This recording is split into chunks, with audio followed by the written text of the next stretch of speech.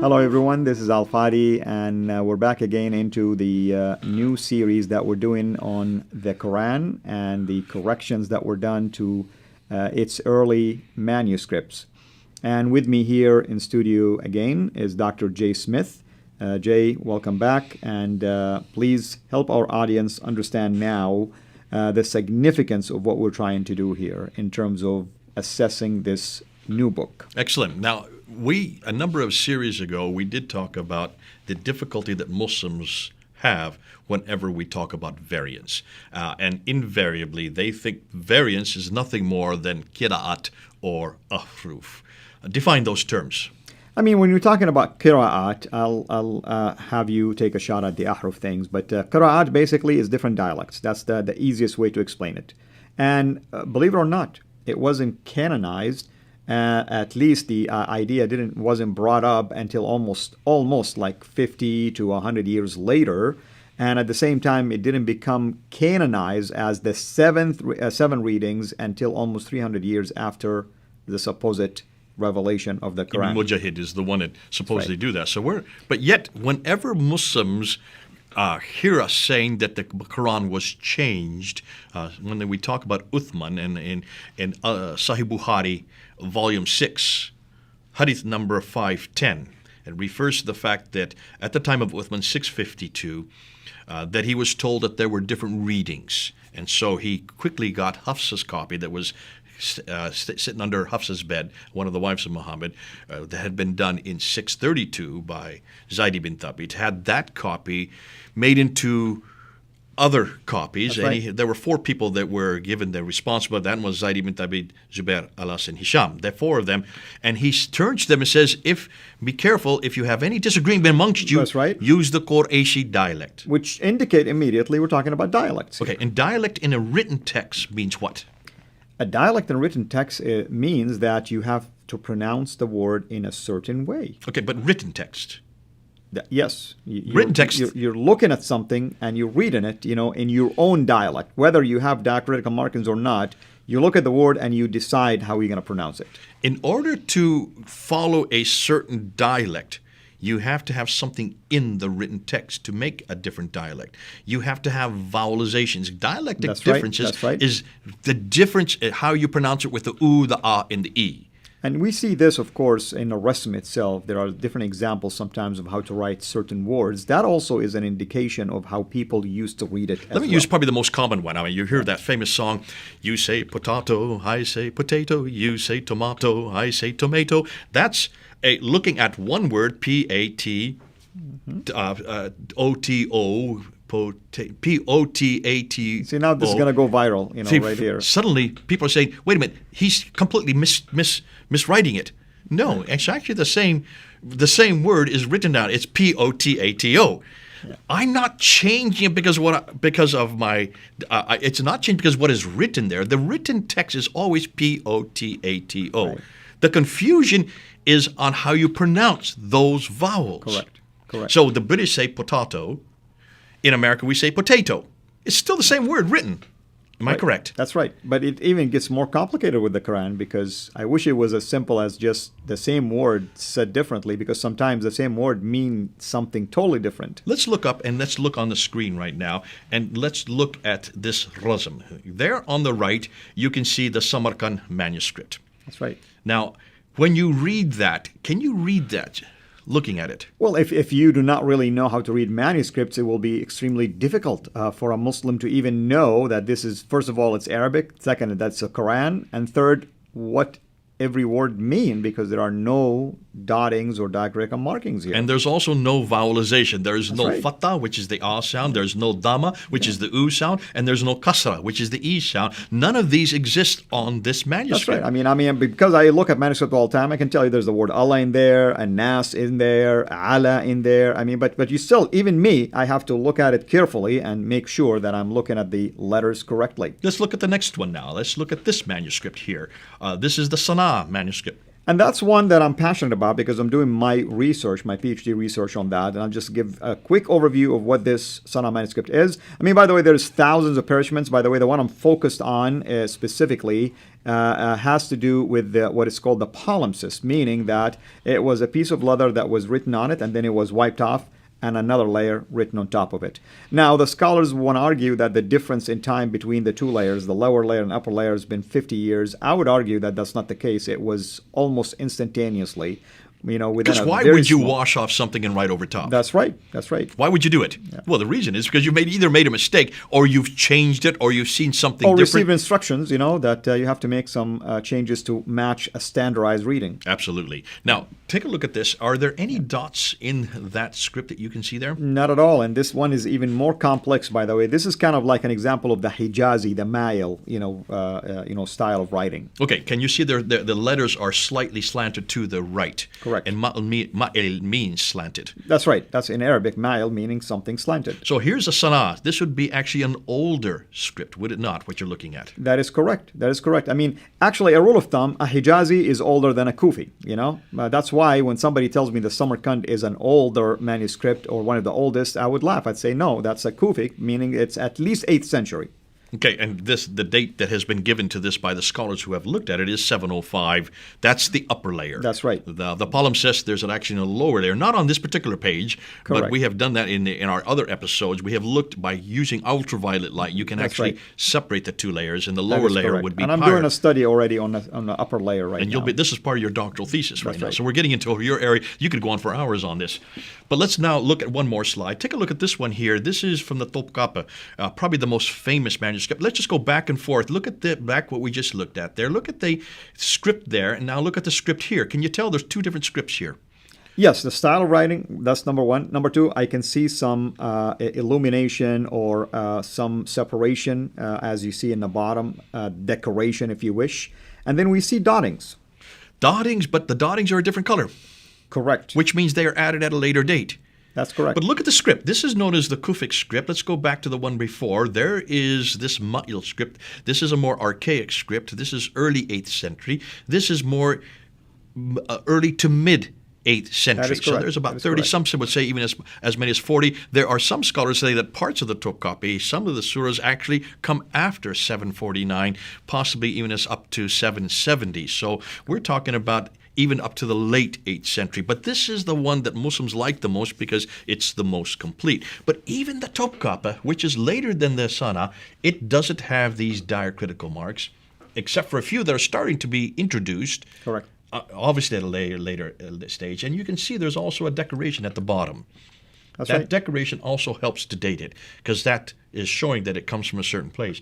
Now, the scholars like Altikulic and Esanalu, they would date this. They would say it's from. They confuse everybody because they're saying it's the second half of the first century AH, which would be 670 to around 721, and the first half of the second century, which is 721 to 770. So actually what they're saying is 100 years they can Exactly. date it. That doesn't Exactly. very helpful. It's 100-year, And I know some Muslims who have been attacking me on this. They say, yeah, I said the second half of the first century, therefore it's 670.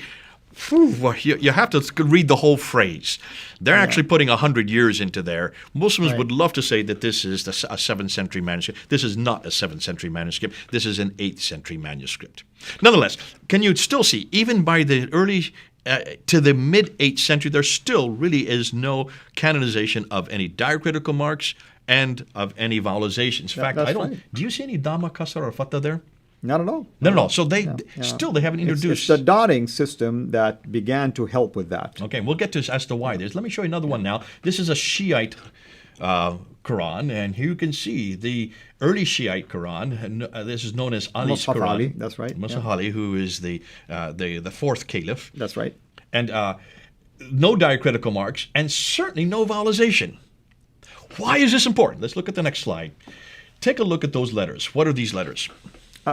Well, I mean, it appears that they are alphabet letters, the Arabic alphabet letters. Without the dotting, of course, it'll be hard, but that's what it appears to be. Okay, these are the 28 letters. But let me show you what I'm going to do. Take a look at these letters as I put them up. There, you can see the aleph. Why don't you just read each one as I put each one The up? first one is the alif, the first letter. And the second one I put up? Kaf, Okay, and the third one? lam, And this one? mim, ha, Okay. Those are one more to go, and it's the wow. 1, 2, 3, 4, 5. So 6 of the 28. What's significant about those 6? Well, I mean, they're the one that can survive without having a dottings. to They are distinguish them. unique letters. That's right. They need no dottings. In every case, whenever you have an aleph, it's always an aleph. Whenever you have a kaf, it's always a kaf, or lam, or mim, or ha, or wow. That's right. The other 22 require dottings. Which right? mean the letter itself can change. Okay, let's do that. Let's now look at this smiley face. All right? As I put up the dots now, we're going to put up a number of dots because that smiley face could be one of 5 letters, couldn't it? And nobody knows it's a letter until you start putting dottings, actually. Okay, there's the first one there. That will be a noon, for instance. Okay, what's that? Ta, Okay, what's that? tha, So already we've got 3 different letters. in one look. Nun, One ta, rasm, and tha. basically. All right? The smiley face is a rasm. Now let's go. What about this one? Ba, And this? yeah. Okay, so 2 5. more with Yeah. the dots below the smiley face. That's right. All right, now let's do this. Ready? Real quick. Noon, ta, tha, ba, yeah. The Can you same see? rasm, by the way. This is one rasm, one harf, one letter. Imagine now you repeat it in a word Okay, multiple times. without those dots, it's just a smiley face. And it's open for so many ways to read So it. there's 5 different letters that could come from just that one. And we see evidence of that. Okay, now let's do one step further. Let's look at 3 smiley faces together in the upper right-hand corner. You can see there's just 1, 2, 3. What would happen if we were to put dots above and below the line of those 3? You'll be surprised what might happen. I mean, you have right here a handful of them. It can change the meaning. Look, one is bait, house. One is nabata, it sprouted. Bayit, stayed over. Bint, daughter. I mean, you can go on, and it can vacillate between a verb, a noun, and so on and so forth. In fact, we addressed something like this in a book that I had the privilege to participate in called The Quran Dilemma, and we had even an entire table like this that deals with as many as 30 different possibilities. So we have just found 19 here. You have found over as many as 30 using the exact same 3 smiley faces. That's right. Just dots above the line. And here's what's so significant about what Jay is talking about, and what I'm trying to explain here is this is how it used to be before the dotting. You have just rasm without any dots, which mean it's open for interpretation, literally. That's why we have different ways of pronouncing things and reading them. So don't tell me that I read it one way and you read it the second way as if they're both the same. Which way is it preserved in the preserved tablets in heaven? You have to tell me that. Okay, so the word rasm really just means the script without any dots. And in Arabic, by the way, when we say rasm, when you draw something, okay? So rasm, you have the letters. You drew those letters without dottings or markations. Every one of these manuscripts that we looked at, and we did look at a number of them there, every one of them were nothing more than scripts like this one here that you have on there. Can you see? There's the rasm. That's the rasm, okay? That's right. No dots. There's another rasm. There's a third one there. And then we put up a fourth Correct. one. And we ended with the Shiite rasm. That's right. All we're saying is the consonantal text. These are the consonants. No vowels. Correct. Can you now see that we're talking about 2 completely different things when we're talking about Qirat? Qirat assumes that there's vowels there. Qirat really zeroes in on those vowels. That is correct. And in fact, I mean, at some point in this series, or maybe after that, I told you that we want to give a teaser about the Sana manuscript to show just 1 or 2 examples of this and how devastating those changes can be. We're going to go and we're going to ask the question concerning the Qira'at that you can find, the different Qira'at schools that you can find in the world today. Hatun Tash is a colleague of mine. She lives in London. She's from Turkey. Right. She used to be a Muslim herself. She has taken it upon herself to try to find as many of these different Qira'at Qurans, different Qurans from different schools. And she has been able to find 31. I'm just going to put up on the graph, and let's just go look at it now. Let's look at just 23 of them. And each one of them, there is the Al-Susi Qiraat Quran. That's from the Al-Susi school, or actually it's a student named Al-Susi. Abu Ja'far. There's Abu Ja'far. If you go up, you can just do these names because you can speak a lot better than I can. Yaqub. And this one, Ad-Duri, Abu Amr Ad-Duri, Al-Basri أيضا, Ibn Amir, Khalil. Khalaf. I'm sorry, from far away. Al-Layth ibn Al-Layth, Khalil. yes. Al-Layth ibn Khalil. That's the one. Warsh. Now, this is just one of a number of warshes. This is the first one. That's Right. number one. This There's is number another two. Warsh. Al-Asbahani. Right. Ibn Zammaz. Jamaz. Another one of Ad-Duri. This is actually interesting because this is the same Duri. That's right. He did two. He contradicted himself later on. You'll see why. This one is Khalaf. Khalaf again, yes. And we have Al-Kasari. Al-Kasari, yes, Okay. that's right, yeah. That one's too small to read even for me. Yeah. But can you see, I'm putting these up there. I'll go a little quicker now because so we don't run out of time. Again, it's kind of like small letters for us, so don't think like we don't know how to read the words, but they're just too tiny for us. I want to just show you, these are 23 that she has put up in this particular slide. And those are available, by the way, right? I mean, she found them in well, this is a photograph of the ones in her own library yeah. in London. That's right. This is what we have. Now, what I'm saying, where she found them, they were available. It's not like she went and got it from a museum. And we took these 23 down to Speaker's Corner and go up on Fander Films and just see what happened. That's when right. the Muslims, they went berserk. It's great if you go up on Fander Films and see how they try to grab them out of our hands But even why as did we they were go leaving. berserk? I thought they said it's just Qur'an. So what's the issue? They had no idea that there were these many differences because we were not just looking at the different Qurans and holding them up. We were actually comparing the Hafs, this one here, with every one of these other 22. So we were looking at this one and comparing them, and we were showing them that there are enormous differences, and we did that in our episodes last year. So I don't want to repeat it. But before we go any further, I want you to look at this graph here. This is Hatun's graph that she put together, looking at the 23 Qurans. I want you to look at, let's zero in on that black circle that I've just put up there. Which is Hafs. That's a little hard. Let's get another graph. Let's look at this one here. That black circle is the Hafs that we're talking about, that is our current Quran. But look at all those names on the right side. If you can read them closer, you see Al-Bazi, you see Kunbal, you see Warish, you see Qalun, Hisham, Correct. Ibn Zwan, Khalid. But look at the, right next to them, there are numbers. When you look at Al-Bazir at the very top, there's 1,094 next to his number. That means there's 1,094 variants between his Quran and the Quran that we're using today. Correct. Coming on down, look at Qalum. There is 1,700 variants. Coming on down to Abu Ala al-Harith, coming about Abu halfway down Ali the page. al-Harith, yes. From Kufa, there are 5,000 differences between his Quran and the Quran that we have today. That's right. And when we get to the Quran we have today, it is Hafs. See Hafs there? It's circled in black. He is from the school of Kufa. That means the city of Kufa. That's there right, are which 5 is in different southern cities. Iraq. You can see Mecca, Medina, Damascus, Kufa, and Basra. Those are the 5 cities that these Qurans come from. The next group of names are the teachers, and then there's sub-teachers, and then you have the students. And it's these students that were creating these different Qira'at Qurans, different That's right. readings of the Quran. Now, we have counted about 37 that are there on this graph. That means there should be 37 different Qurans that we should be able to find.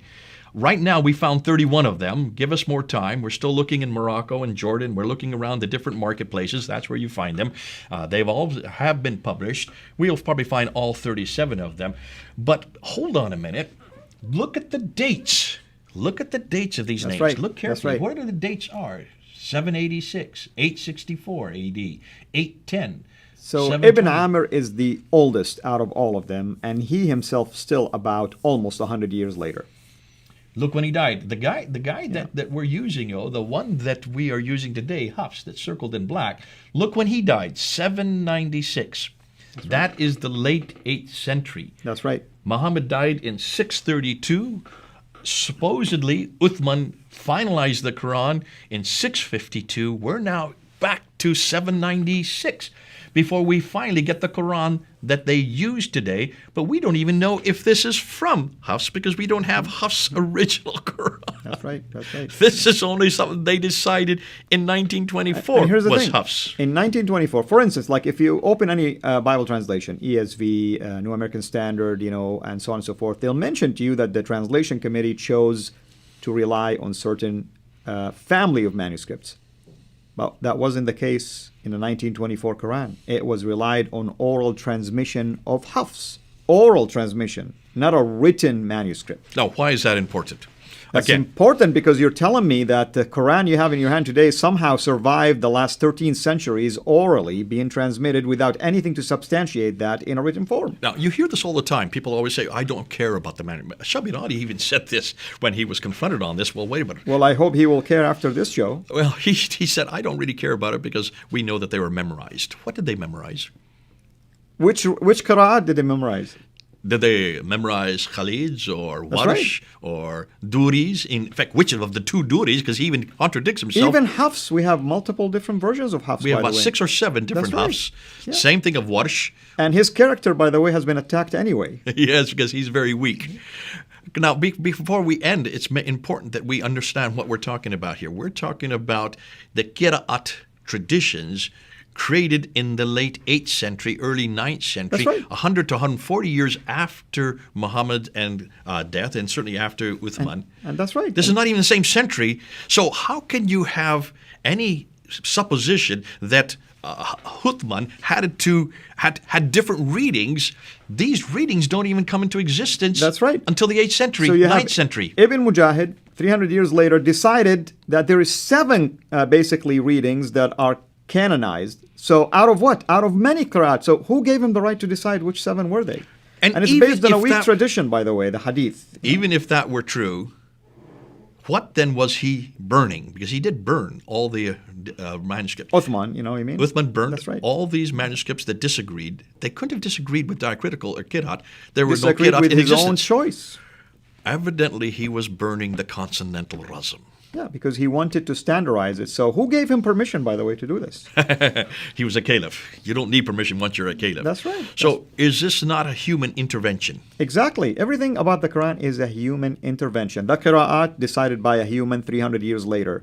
7 first, then they added another 3, they made it the 10, then they added another 4, they made it the 14, and they said anything outside of that is considered to be strange or shawad, basically. Who decided this? Can you understand now that this whole idea and argument of Qira'at and Ahruf makes no sense for the 7th century? It would make sense for the time that these different authors were creating the different schools of Qira'at. They're all from the late 8th, 796, and up until the early 9th. Then it would make sense, and that's why Muslims today are not looking at a timeline. If Uthman, let's just say hypothetically that's true, if he burnt these manuscripts, he was not burning them because of Qira'at, because they didn't even exist that early. He was burning them because the consonants were different. That's correct. The rasms were different. The consonantal text did not agree. Correct. Now, what we want to do today is, can we prove that? And what we're going to be doing coming up in the next episodes is we're going to look at these differences. We're going to come back to this book. Once again, let us highlight this book by our dear brother Daniel Brubaker, and that's what we are going to invest the rest of this particular series on, taking a look at these examples one at a time so that we are highlighting to you what we mean by these corrections and also bringing them to the forefront as just a teaser, a taste of many of those thousands that we alluded to already. Brother, thank you so much as always. We are so blessed to have you here, and I hope that people will feel blessed by your contributions to this unique field that I agree with you, no one usually dares to venture into, and those who want to get into, they're always extra careful. So we thank the Lord for the knowledge that He has given us, for the freedom to share this freely, for the social media and the platforms that we use, and for dear brothers like our dear brother, Dr. J. Smith. Until we meet again, have a blessed day. thanks for watching. Make sure to like and subscribe. Also, hit the bell so that you don't miss future videos. And please consider becoming a patron at patreon.com/Sira International. And together we can introduce Muslims to the gospel of Jesus Christ.